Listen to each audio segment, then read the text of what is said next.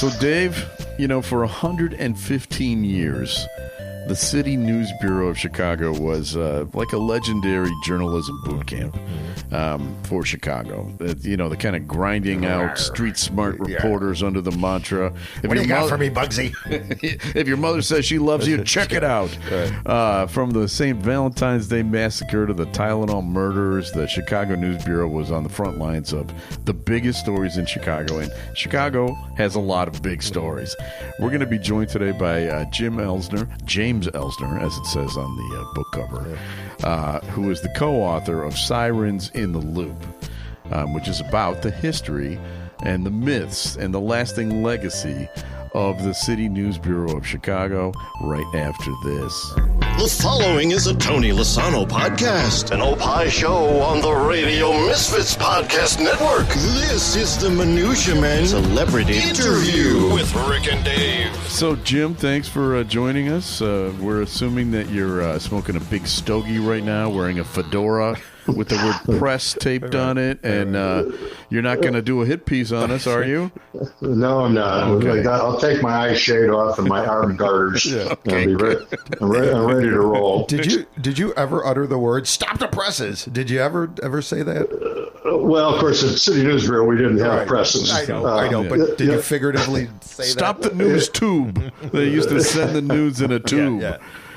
I did witness when I worked overnights at the Chicago Tribune one time when our managing editor at night, actually, picked up the phone and said, "Stop the presses," and that was an exciting moment for me, for all of us, because there was a mistake, or I think we just had to replate the headline. Something new came across, but City News Bureau. We never had a deadline. We had deadlines 365 days of the year, right. 24/7. The faster you can get the news out, that was your deadline. Yeah, your whole job was a deadline. It was. We loved your book, a very, very Chicago book. For our listeners who might not know what the City News Bureau was, I mean, I try to describe it, but why don't you give a better explanation of what it was? Sure. The generic term of wire service applies to the City News Bureau the same as it does to the Associated Press and to Reuters. It's not applicable anymore because that term came up when we were using telegraph wires. Right. But basically, it's a cooperative news service. Cooperative means is that we shared our news with all of our clients. City News Bureau was always owned by 2 or 3 or 4 newspapers. At the end, it was owned by the Chicago Tribune and the Chicago Sun-Times. They were the owners. Along the way, the Chicago Daily News and some of the old names that you kind of remember. We were paid by clients. The clients were not only the newspapers, but the radio and TV stations. New York Times was a client. The AP, Associated Press, United Press International. So anybody who was really interested in local news, and we had reporters out 24/7 in the police stations. That was always kind of the first primary coverage area. And then during the day, the usual business hours of 9 to 5, we had reporters covering the federal courts, the criminal courts, the City Hall, the Board of Trade, and so they were constantly generating copy for use by the radio and TV stations. We were basically the news department for many small radio stations. So that was, and we were staffed. The business model was pretty much to hire young, energetic, enthusiastic journalists who were usually in their first job, which meant that they got entry-level wages, which everybody always likes to talk about back in the days of how we survived during that period of time. Big bags of cash, right? Just big. Right. So you were aware of government cheese probably when you were back then, right? Any place we could find a snack, we would take it. Every free happy hour in Chicago was mapped out. How many hot dogs you ate those years? Little pizza slices and what have you, right? Right. Yeah. What years were you there? I was there in 1970 to 72. I would say that those were still good years. There was still another 28 years until the first closing.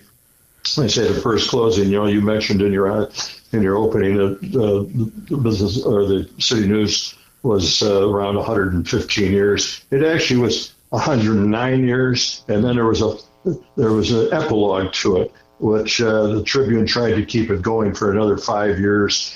Out of the Tribune offices, pretty much just them and the radio stations, TV stations as being clients. So that added up to the 115 that you mentioned. We're not very good in math. Yeah, exactly. It's not our strength. Over the years, the lore of the Bureau, has taken on almost these, mythic proportions, right?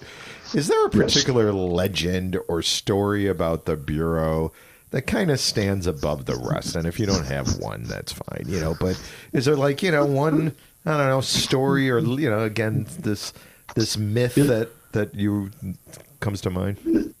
In the book, there were 3 breaking stories that we included. And those stories really kind of showed not only the emotions, the good and the bad and the ugly of the reporters who covered it, but also the professionalism they showed. And as I mentioned, reminded, they were younger reporters, but they got into the industry and they understood the ethos of it and what it meant. The 3 stories that were covered in depth, which kind of showed what it was like to be on the scene of these big stories, was the 1958 fire at Our Lady of Angels Church out of the West Side, in which 92 children and 3 nuns were killed. Chuck Remsburg, who was the reporter for the City News Bureau, provided a first-person account. It was actually a letter to his parents afterwards. And it was just really touching and emotional, and you realize the horror that he was witnessing, and yet at the same time, as a young man, he did his job, and he kept, remember, there were no cell phones in those days, and he would have to run back and forth and knock on people's doors and see if he could call in the news, and that particular story really touched me. There was a second story that about the DC-10 American Airlines crash in around Memorial Day of 1979 out at O'Hare. Right. And those were just terrific descriptions by several reporters who were called in. A couple of people called from home and told to go directly to the scene. And Paul Zambrakis, our editor, my co-editor in this book, co-author in this book, really pulled together the way a news story is handled like that, a breaking news story. And again, some of the reporters then were able to share their own personal emotions after they had done their job so well. The third one, which you mentioned earlier, was the Tylenol murders, which City News has always believed that they were the first ones to break the story. And that one was just done through people making the basic right phone calls to various sources, beginning to follow up on things that didn't look right. In other words, the coincidental deaths of 3 or 4 people into the what we call the coroner's office, or now it's called the medical examiner's office, and beginning to put 2 and 2 together, see something's not right here. And that, of course, all of these became big national stories, but City News they were the ones that really kind of started. First ones on the scene, basically, yeah. And for people who are interested in those stories, we actually at Eckhart's Press, we have a whole book about the Our Lady of the Angels fire. Death of the Angels. It's called Death of the Angels, written by Alex Burkholder, who was a reporter also. And then also the Tylenol murders. Pat Colander wrote a book called Hugh Hefner's First Funeral and Other Tales of Life and Death in Chicago. And one of those tales is about the Tylenol murders and how she followed those. But those stories, they started with this City News Bureau. There are people on the street doing the footwork. Yeah, who heard the sirens, maybe, which is the title of the book, Sirens in the Loop, right? Explain that. Yes. Explain the title. Yeah, sure. First of all, I have to give credit to Wayne Klatt, who was our assistant city editor at City News Bureau, and he was there for 43 years. I worked for him back in 1970, 71, 72, and I reached out to him when I started this project and asked him for help, and he was very quick to say, here's a title for your book. He says, I was thinking about it for myself, but I'm not going to get around to it, so here you go. And the thought behind it is that at City News Bureau, we had our offices were always downtown or very close to the Loop. And so you could hear the emergency vehicles in the city when they were going through, police cars, fire trucks, ambulances. And our policy was that whenever we heard sirens in the Loop, we would put out a bulletin to all of our clients. And again, our clients were probably, when I worked there, probably about 30 different clients. And all we would say is, City News Bureau, here's sirens in the Loop. And it was we will be following up. And we always did made the phone calls, the necessary phone calls to the police and fire organizations and so on. So that's where that title comes from. That's It's a great title. It is really, really good. Yeah. So let's talk about the yelling at the News Bureau. Were reporters really brought to tears? I mean, there's so many stories about, I've been envisioning just like these hard-bitten editors, right, and reporter, come here, kid. Reporters in the fetal position, just drinking. Did you have any booze in your desks? But did you ever cry? So tell us about the yelling. Well, Jim's a Vietnam vet. I don't think he was crying in the.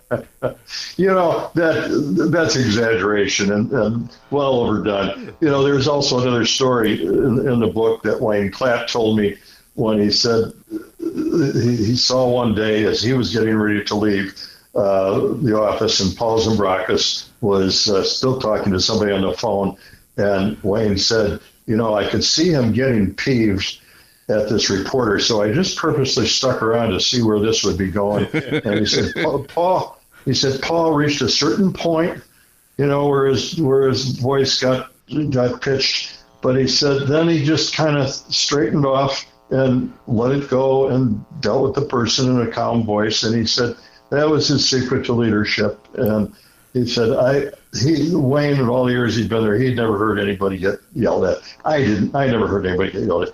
You would get stern talks occasionally, and Paul in particular had a way of, when he was mad at me, he turned my one-syllable name into two syllables by going, Jim,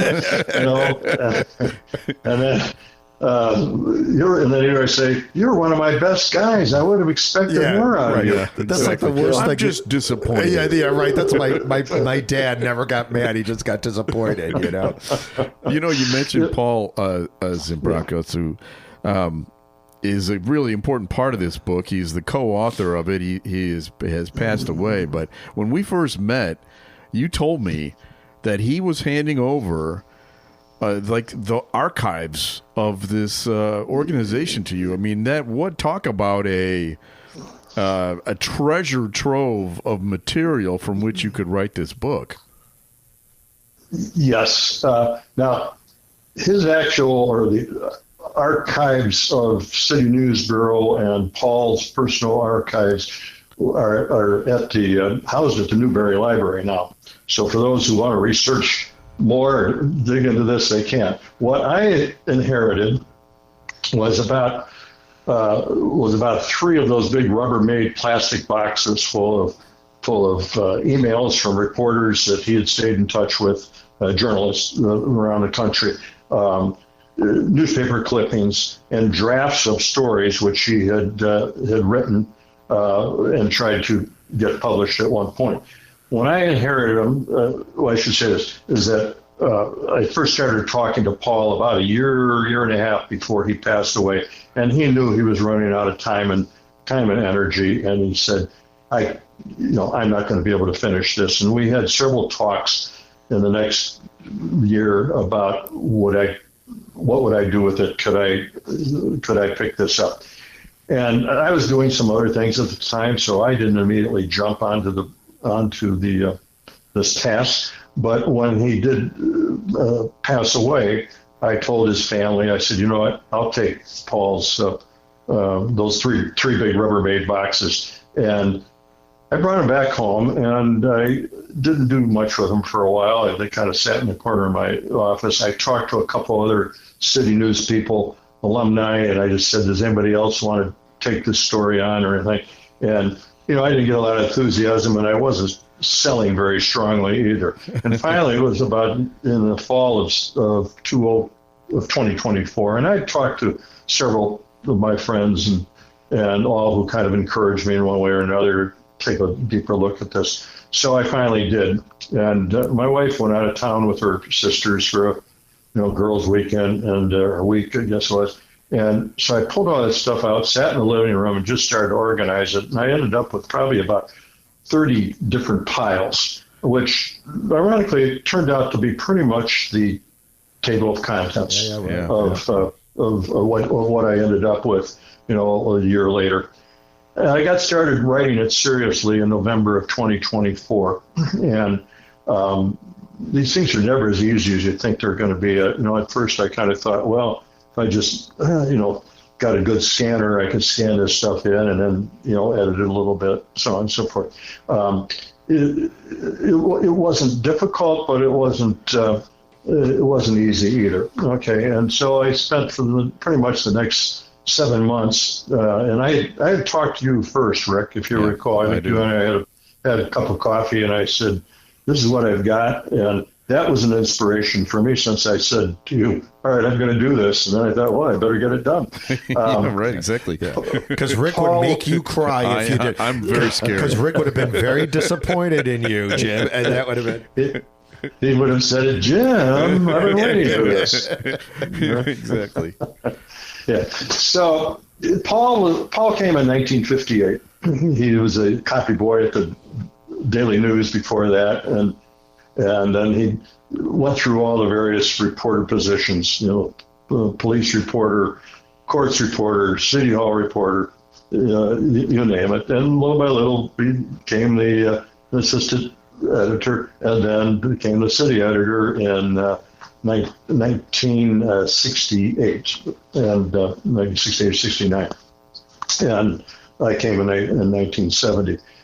He was a mentor to, I tried to figure it out. I tried to put some numbers onto it. It's certainly close to 1,000 different journalists who probably came through there in the next 43 years that he was there, that he trained in one way or another. He was a good guy, and we all miss him. Any of those of us who've worked for him, and there are a few testimonials in the book that I included from people who talked about him as the tough sergeant who they end up loving and liking and crediting him for their success in the business. So I was honored to be able to have the opportunity to take this information, his archives, and turn them into a book. And I think he'd be proud of it. I met with his daughter yesterday, Marianta, and she's a manager of a restaurant out in Morton Grove where we're going to have a book launch party. And I gave her copies of the book. I know tears came to her eyes, tears came to my eyes. We're glad that we had the opportunity to pull this together and have his name on there. Well, he will without question have been proud of it. This is just it's a nice job. I want to circle back real quick. You had mentioned some of the the reporters and the people that ran through the news bureau. I mean, I don't know if people realize Kurt Vonnegut, Mike Royko. I mean, some of just remarkable alumni. Talk to us about some of those, and sure. And is there anybody who may not get as much recognition as maybe they should? I don't know. Whenever I do try to tell anybody about City News Bureau at the beginning, I kind of use those sorts of names that you just used as a flashpoint. So they go, oh, okay, yes, Mike Royko. Of course, it's been 30 years since Mike passed away, and I do find less and less people, you sort of have to remind them what an important role he played here in Chicago. He was one of the most prolific daily newspaper columnists. Pulitzer Prize winner. The Pulitzer Prize winner. I think, and this is my own opinion, that he alone was able to keep the Chicago Daily News from closing from 4 years earlier. It ended up closing in 1978. It probably should have closed before that because all afternoon papers were suffering. And then he went to the Sun-Times and the Tribune. And Dave, you mentioned Kurt Vonnegut, the iconic author who was there right after World War II, and includes a passage in his book Slaughterhouse-Five, which is probably the most popular book, talking about his time at the City News Bureau. And Seymour Hersh, Cy Hersh, who is best known for breaking the My Lai massacre story in Vietnam.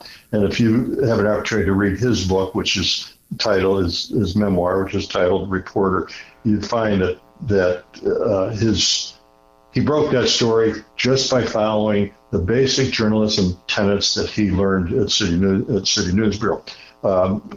He and Paul, primarily Seymour Hersh, had started a little newspaper out in Evergreen Park, and there's a photograph in the book of Paul and Cy Hersh and Bob Billings, another City News guy at the time, as they were pasting up this newspaper called the Evergreen News or the Evergreen Review, something of that nature. I think it lasted for about 3 months.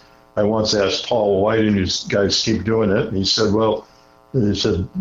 we never made any money and they just couldn't afford it. So they all kind of went back to their journalism roots at City News Bureau and onto other things.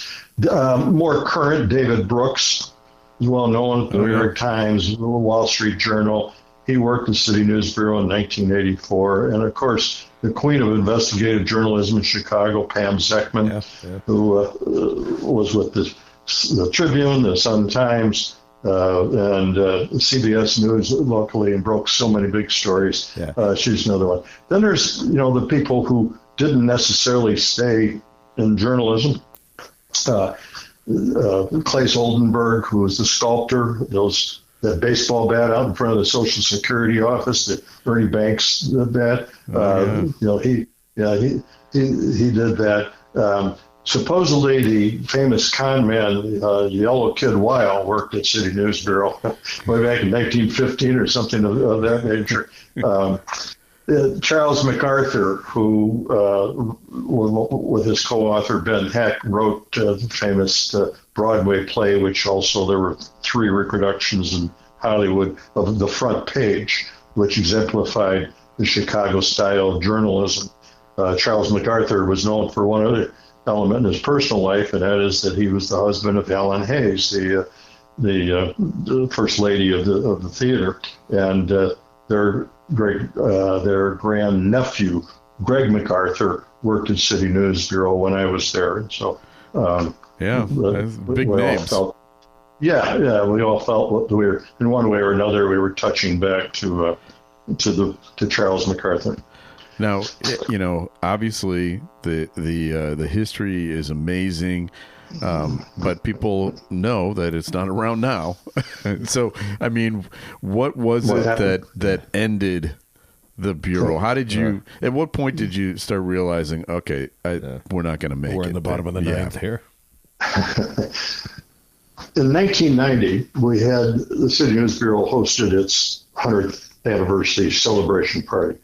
I've never been to a party as great as that one was. There were about 800 people. We were at the Westin Hotel down on Michigan Avenue. There's some pictures in the book from that event. There are. Yeah. And as one person said, there's not one journalist in this room who would want to be anyplace else but right here, because we were all sharing the success of this organization and the lore and the legacy, as you mentioned, together. However, that was just the beginning of the end. 7 years later, the cash cow to the organization was a PR news service which started in the 1950s and grew, and that was the the vehicle that sort of kept the doors open and kept the cash running through. And it was basically companies paid PR news service to send out their press releases. It was that simple of a business model, but that had not existed before, and so they had a huge mailing list, and they could be sent all over the country. It was a relatively new concept. We were using teletype machines at the time, which then in 1982 the City News Bureau converted over to computers. The news business was beginning to change due to the internet.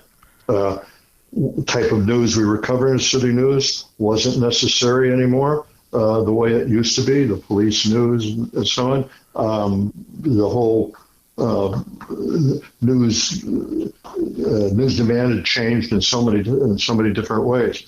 So they sold that business for, there were 3 or 4 different numbers I came across. I did report the highest in the book. It was about $25 million. That money was split between the Chicago Tribune and the Chicago Sun-Times, the 2 owners. The Chicago Sun-Times in particular was going through some very difficult financial times at that time. And each of those organizations would contribute, I think it was $250,000 a year to the organization to keep it going. Well, Sun-Times was the first one said, we're not going to do this anymore, and they pulled out. And that was 1998, and the Bureau closed in February of 1999. Now, everybody throughout the Chicago media world was saddened by this. At that time, the Tribune said, well, we're going to try to keep it going. And so, as I mentioned before, they closed the doors at midnight on February the 1st of 1999. The 18 people walked across the bridge, the Chicago River Bridge on Michigan Avenue, went into the Tribune up to the 4th floor. They had some offices, there's some space up there off the newsroom, and that's where that group of people worked for another 5 years till finally the Tribune decided this isn't worth it anymore. Yeah. The City News Bureau was never invented to make money. It was there to save money, because its original founding reasons for operating was to save the newspapers, the 12 newspapers who were the original subscribers to it, from having to. There were 12 originally. That staffed the police bureau, coverage of the police bureau and the other bureaus overnight. So they were never meant to make money, but when we were losing too much money, it was time to close the doors. Well, we'll have you on for another 9 episodes to tell us about the state of the news now, right? Yeah, that's a whole different show. That's a whole different show. Our buddy Dane Placco works for Fox 32, and I believe he has to pay for his own hairspray. I'm not kidding. I think that's it has changed. Hey, Jim, plug away. Where can everybody get your book? And just chill away right here. Well, I've got several signings coming up. Okay, I live in River Forest, so of course I'm starting on home base, and I'll be talking at the Book Loft, which is a small bookstore in downtown Oak Park, and on April the 8th, and I'll be at the Admiral. The Admiral Theater? The Admiral Theater? You dance? No. Lawrence Avenue there? Wow. I don't know what you're talking about. I knew it was racy. They got great chicken wings, though. There, the senior residence up in uptown. And I'll be at the River Forest Library on August the 1st. I've got a couple other organizations which have invited me to speak. Of course, where do they buy the book online? Well, they buy it from you guys, from eckhartspress.com. And I hope we'll be able to be selling the books for a long time. Well, and if we make enough money, we'll reopen the News Bureau. You want to? Yeah. Okay. Yeah, that sounds like fine. Well, we absolutely love the book. Yeah, we're proud to publish this one. This is really good. This is Chicago, and anybody who wants to, it's like reading the history of Chicago. It really is, and it's really, really wonderful. And you did a great job, Jim. And thanks again for being on the show with us today. And have a great weekend. Thank you much, guys. See you soon. All right, take it easy, Jim. Bye. There he goes. That's Jim great. Elsener. I met him at a writers' conference, and I was just chatting. We had like a lunch. You're chatty. You're Mr. Chatty. Mr. Chatty. How many drinks how many drinks were in you by that no, point? 0. Oh, because really? it was like, I think it was breakfast or lunch. So maybe 4 or 5. But no, we were having coffee and like a little sandwich or something, and he starts telling me about this. And I'm like, you got to write that book. Sounds like an awesome book, and he did.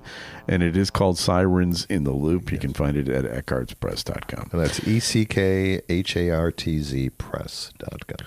And we have people to thank. Yes. We need to thank Jim for taking time. Thank Jim. you. Yes, thanks, Jim. Thank you to all the great journalists that have ever worked in Chicago. Many of them are mentioned in the book. Thanks also to Tony Lasano, the executive producer of the show. And Ed Silla. Yeah, the pod. Tell everybody who Ed Silla is. He distributes. He's the head cheese. He's the podfather of the Radio Misfits Podcast Network. Yes, and we will be back again soon with another episode of Minutia Men Celebrity Interview. The proceeding was a presentation of the Radio Misfits Podcast Network. Find our other great shows on iTunes, Stitcher Radio, and at RadioMisfits.com. Thank you. This has been a presentation of Opie Productions. Tony, can you shut up?